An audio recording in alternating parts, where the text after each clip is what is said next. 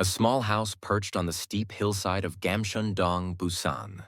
12-year-old Seongmin woke at 4 in the morning to deliver milk. While his older brothers still slept, he climbed up and down the narrow alleyways, delivering to 40 households. "Seongmin, what about school?"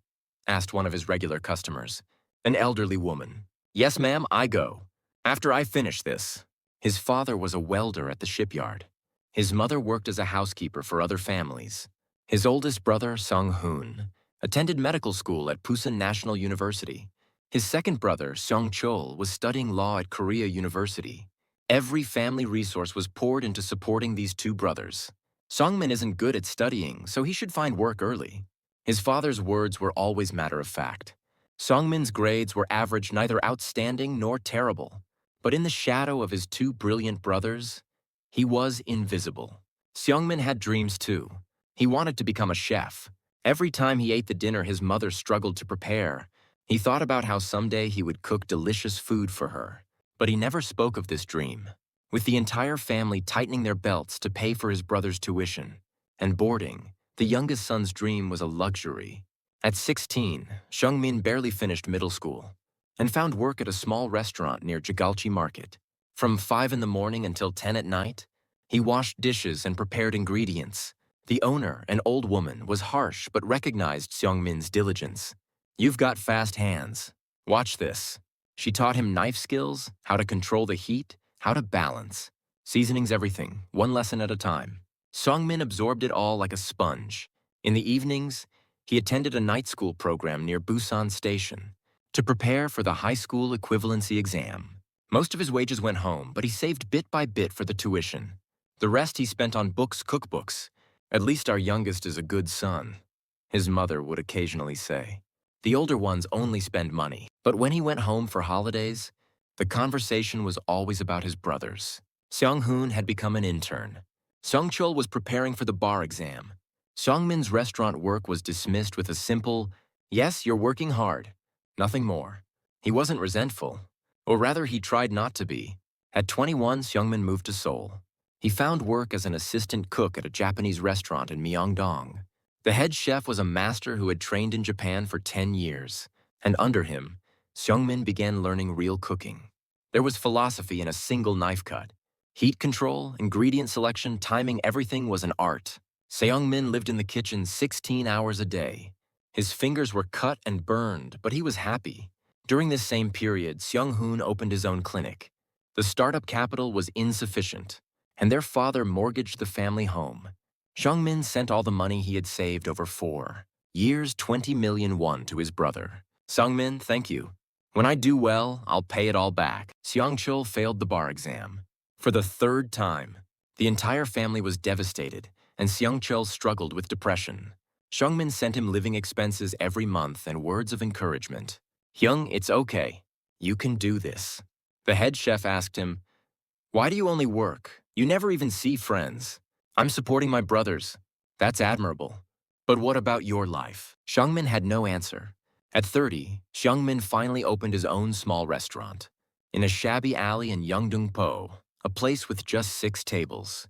The sign read "Min Uri," a combination of Seongmin and our home.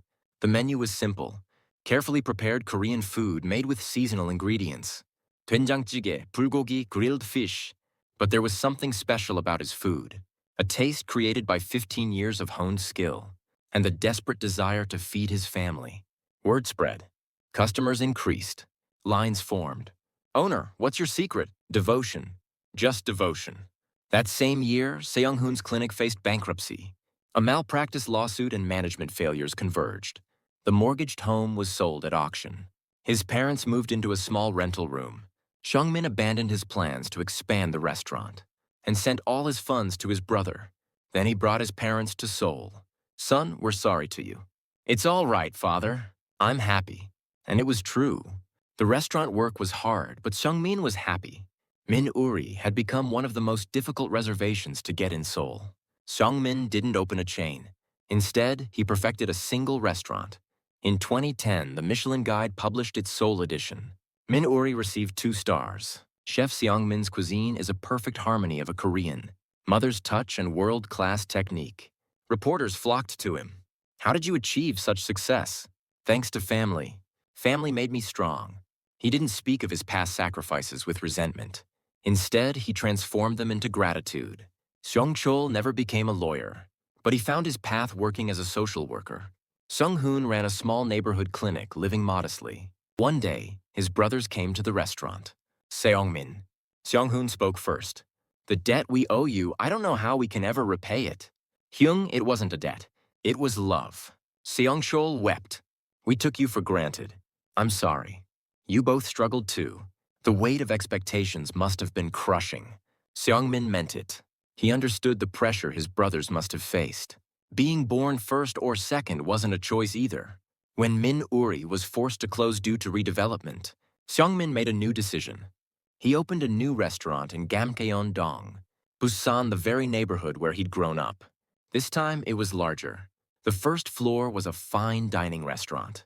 The second floor was a cooking school free for underprivileged youth. Cooking isn't just a skill to survive.